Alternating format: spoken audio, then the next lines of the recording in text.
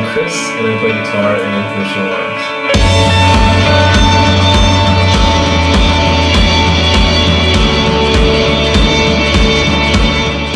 Follow my signal chain from the beginning.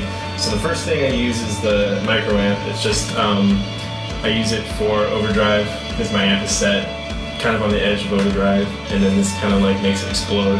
And then this is the Watson Escape Velocity Overdrive, and I helped found Watson, the company, and it's basically it's a TS-808 circuit that we tweaked so that you can infinitely vary the amount of clipping anywhere on the signal chain, basically kind of like emulating what it's like to change out diodes in the clipping circuit. So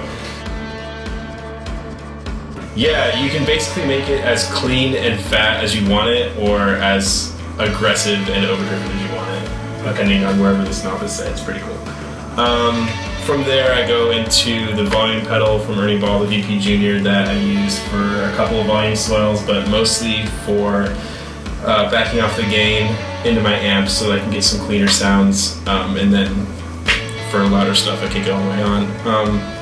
From there is the tuner, which is pretty, tuning. And then from there, another Watson pedal that I helped to design is the this is the EFY6, the Super Fuzz, but the smaller pedal board sized one. That one has a knob that you can turn the octave off. The circuit is exactly the same as a vintage Univibe or Univox Super Fuzz from the 60s, so you can't really get those anymore unless you pay like $600 online for them, and these are like way not that much, but modern, more rugged, and it's pretty crazy. And then from there it goes into the DE7 delay from Ibanez. They don't make this anymore. I actually bought this because Colin from Circus Survive had it. I saw them on the Juturna tour, and I thought I needed to have it, and it was probably the best idea to get this thing. It's the best. And then from there into the DL4, which is all my other delay stuff, is this. I use this like 90% of the time for delay.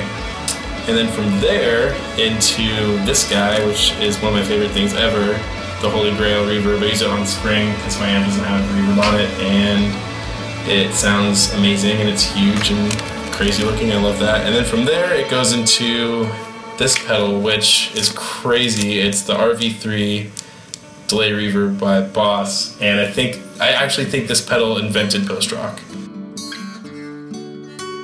The board itself is actually a shelf from IKEA called the Gorm, and like 6 years ago I had the idea when I was at IKEA to get one of these because they look like a pedal train board but made of wood, and I thought, well, those are cheap as shit, why don't I just get one of those and put Velcro on it and then make it a pedal board, and I have been doing that ever since. And this one I put a piece of wood on the back to angle it up a little bit, so it's not flat, it's like angled toward me a little bit. And it's great. And they're cheap. If I ever break it, I can just go get another one. I have a made in Mexico Fender Telecaster that I got when I was 19, so about 10 years ago.